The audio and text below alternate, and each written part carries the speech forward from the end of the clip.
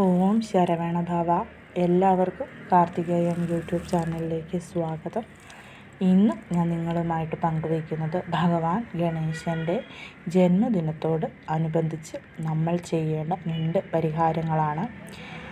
ഭഗവാൻ ഗണേശൻ്റെ ജന്മദിനം നാളെ ഫെബ്രുവരി 1, 2025 എത്ര പേർക്ക് ഇതിനെപ്പറ്റി അറിയാമെന്ന് എനിക്ക് അറിഞ്ഞുകൂടാ. നമ്മുടെ കേരളത്തിലൊന്നും ഇതങ്ങനെ ആഘോഷിക്കാറില്ല. എന്നാൽ ഇവിടെ മഹാരാഷ്ട്രയിൽ വളരെ വിപുലമായി ആഘോഷിക്കുന്ന ഒന്നാണ് ഭഗവാന്റെ പിറന്നാൾ എന്ന് പറയുന്നത്. എല്ലാവർക്കും അറിയാവുന്നത് ചിങ്ങമാസത്തിലെ അത്തം നക്ഷത്രത്തിൽ നമ്മൾ ആഘോഷിക്കുന്ന വിനായക ചതുർത്ഥിയായിരിക്കും.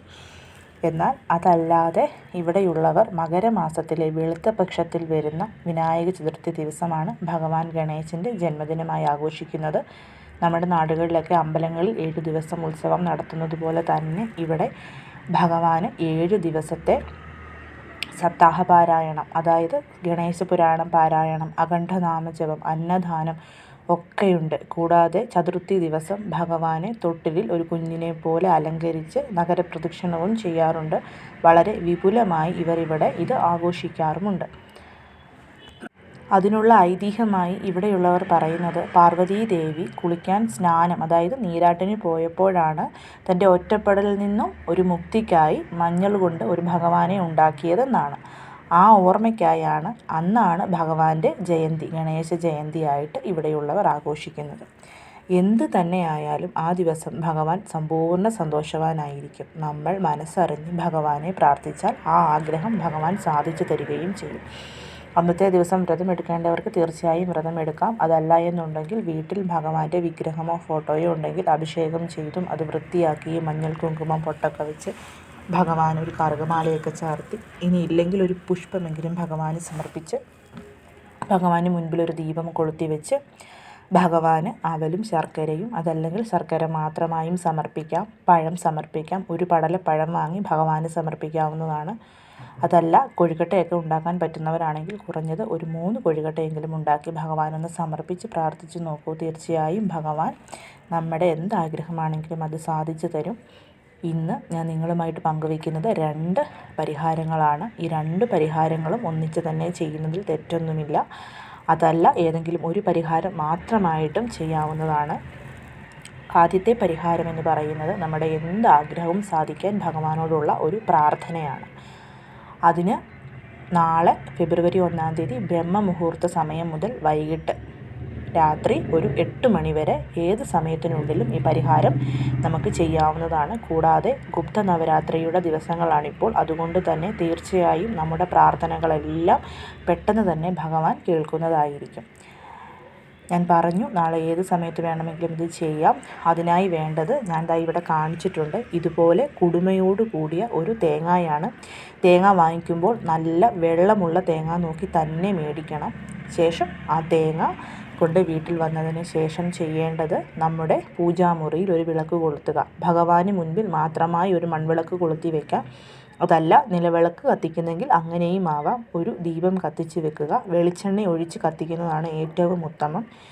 ശേഷം ഈ തേങ്ങ കയ്യിലെടുത്ത് അല്പം മഞ്ഞൾപ്പൊടി എടുത്ത് അതിൽ റോസ് വാട്ടറോ ഗംഗാജലമോ ഇത് രണ്ടുമില്ലെങ്കിൽ സാധാരണ ശുദ്ധമായ വെള്ളമൊഴിച്ച് ആ മഞ്ഞളൊന്ന് അല്പം ലൂസാക്കിയതിന് ശേഷം അത് ഈ തേങ്ങ മുഴുവൻ കംപ്ലീറ്റായിട്ട് പുരട്ടണം. അതായത് ആ കുടുമയുൾപ്പെടെ താഴോട്ട് കംപ്ലീറ്റായിട്ട് മുഴുവൻ പുരട്ടണം. അത് പുരട്ടിയതിന് ശേഷം ഇതേപോലെ അല്പം കുങ്കുമം എടുത്ത് ഇതുപോലെ ചാലിച്ച് ആ കുങ്കുമവും ഇതുപോലെ ആ തേങ്ങയ്ക്ക് മുകളിൽ നന്നായിട്ട് പുരട്ടണം. ഇതൊക്കെ പുരട്ടിക്കൊണ്ടിരിക്കുമ്പോൾ നമ്മൾ ദീപമൊക്കെ ഭഗവാന് മുമ്പിൽ കൊളുത്തി വെച്ചതിന് ശേഷം ഇത് ചെയ്യാൻ. ഇതൊക്കെ ചെയ്യുമ്പോൾ മറ്റൊന്നിലോട്ടും മനസ്സ് പോവാതെ നമ്മുടെ ആഗ്രഹം, നമുക്ക് സാധിച്ചു കിട്ടേണ്ട ആഗ്രഹം എന്താണോ അത് മനസ്സിൽ ഉരുവിട്ടുകൊണ്ട് റിപ്പീറ്റായി പറഞ്ഞു കൊണ്ടുവേണം നമ്മൾ ഈ മഞ്ഞൾ പൂശാനും അതുപോലെ തന്നെ ഈ കുങ്കുമം പൂശാനും ഒക്കെ. കംപ്ലീറ്റായിട്ട് ഇത് ചെയ്തതിന് ശേഷം നമ്മുടെ 2 കൈയിലും ഈ തേങ്ങ പിടിച്ച് കൂപ്പ് കൈകളോടെ ഭഗവാനോട് പ്രാർത്ഥിക്കണം. ഭഗവാനെ, എൻ്റെ ഈ ആഗ്രഹം ഭഗവാൻ എത്രയും പെട്ടെന്ന് എല്ലാ തടസ്സങ്ങളും മാറ്റി മംഗളമായിട്ട് സാധിച്ചു തരാൻ അനുഗ്രഹിക്കണമേ എന്ന് പ്രാർത്ഥിച്ച് ഭഗവാന്റെ ഫോട്ടോയുടെയോ വിഗ്രഹത്തിൻ്റെയോ പാദത്തിൽ വെക്കാം. ഇനി ഇതില്ല എന്നുണ്ടെങ്കിൽ വിളക്കിൻ്റെ അടുത്തായിട്ട് വെക്കാം. ശേഷം ഞാൻ ഈ പറയുന്ന മന്ത്രം 108 തവണയാണ് ജപിക്കേണ്ടത്. ഓം ലംബോധരായ നമ ഇതാണ് ചൊല്ലേണ്ട മന്ത്രം.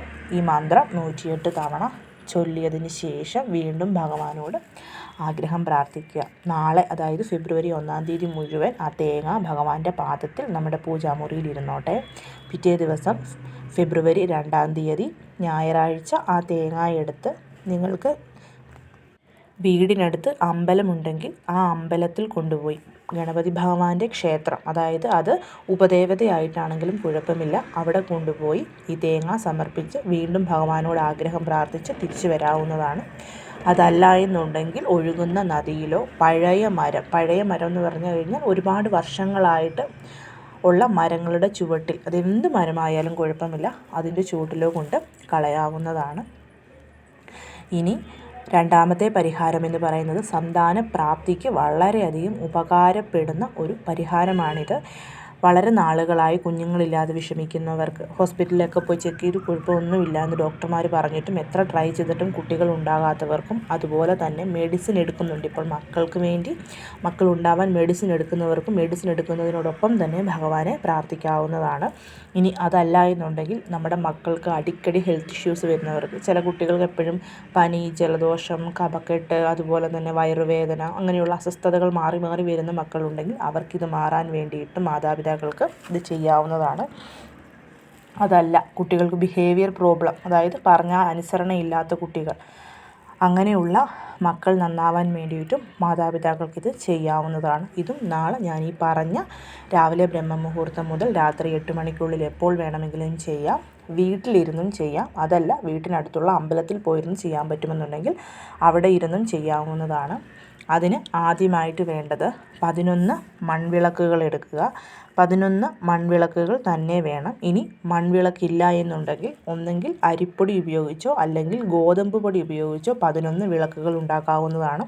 ചപ്പാത്തിക്കൊക്കെ നമ്മൾ മാവ് കുഴയ്ക്കുന്നത് പോലെ മാവ് കുഴച്ച് അത് കുഞ്ഞുരുളയാക്കി എടുത്തതിന് ശേഷം ഒരു വിളക്കിൻ്റെ രൂപത്തിലാക്കുക.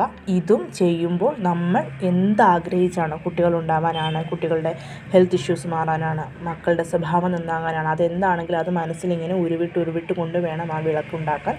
കുളിച്ച് ശുദ്ധമായി വേണം ഈ വിളക്ക് നമ്മൾ ഉണ്ടാക്കാനായിട്ടും. അങ്ങനെ വിളക്കുണ്ടാക്കി 11 വിളക്കാക്കിയതിന് ശേഷം അത് ഭഗവാന്റെ മുമ്പിൽ, അതായത് ഭഗവാനെ നോക്കിയിരിക്കണം ആ ദീപത്തിൻ്റെ ജ്വാല. അങ്ങനെ വേണം കത്തിക്കാൻ. വെളിച്ചെണ്ണ ഒഴിച്ച് കത്തിക്കാം. അതല്ല എന്നുണ്ടെങ്കിൽ എന്ത് എണ്ണയാണോ നിങ്ങൾ ഉപയോഗിക്കുന്നത് ആ എണ്ണ ഉപയോഗിച്ച് കത്തിക്കാവുന്നതാണ്. ശേഷം ചെയ്യേണ്ടത് ആ വിളക്കിനെ അടുത്ത് ഒരു ഏലക്കായും ഒരു ഗ്രാമ്പും, അതായത് ഓരോ വിളക്കിൻ്റെ അടുത്തും ഓരോ ഏലക്കായും ഓരോ ഗ്രാമ്പും, അപ്പോൾ ടോട്ടൽ 11 ഏലക്കായും 11 ഗ്രാമ്പും ആകും. അതും ആ ദീപത്തിൻ്റെ ഓരോ വിളക്കിൻ്റെയും അടുത്തടുത്ത് വെച്ചതിന് ശേഷം ഓരോന്ന് വെക്കുമ്പോഴും നമ്മുടെ ആഗ്രഹവും നമ്മൾ പറഞ്ഞുകൊണ്ട് വേണം വെക്കാൻ വേണ്ടി.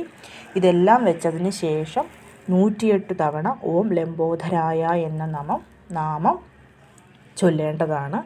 ചൊല്ലിയതിന് ശേഷം ഭഗവാനോട് നമ്മുടെ ആഗ്രഹം പ്രാർത്ഥിക്കുക. ഭഗവാന് ദീപധൂപ ആരതി എടുക്കുന്നവരാണെന്നുണ്ടെങ്കിൽ തീർച്ചയായിട്ടും അതൊക്കെ എടുത്ത് ഭഗവാന് നിവേദ്യമൊക്കെ സമർപ്പിച്ച് ഭഗവാനോട് പ്രാർത്ഥിച്ച് നോക്കൂ. ഭഗവാൻ അത്രമേൽ സന്തോഷവാനായിട്ടിരിക്കുന്ന ഈ ദിവസം നമ്മുടെ എന്ത് പ്രാർത്ഥനകളും വളരെ പെട്ടെന്ന് ഭഗവാൻ സ്വീകരിച്ച് നമ്മളെ അനുഗ്രഹിക്കുന്നതായിരിക്കും. നാളെ വീട്ടിൽ ഈ പറയുന്ന പോലെ ഭഗവാന് നിവേദ്യം സമർപ്പിക്കാനും പ്രാർത്ഥിക്കാനും ഒന്നും പറ്റാത്തവർക്ക് നാളെ രാവിലെയോ വൈകിട്ടോ അമ്പലത്തിൽ പോയി ഭഗവാന് കറുകമാലയോ ചെമ്പരത്തിപ്പൂവോ എന്താണോ സമർപ്പിക്കാൻ പറ്റുന്നത് സമർപ്പിച്ച് ഭഗവാനൊരു തേങ്ങായും ഉടച്ച് ഭഗവാനെ പ്രാർത്ഥിച്ചിട്ട് തിരിച്ചു വരാവുന്നതാണ്. എല്ലാവരെയും മുരുകൻ അനുഗ്രഹിക്കട്ടെ. ഓം ശരവണ ഭവ.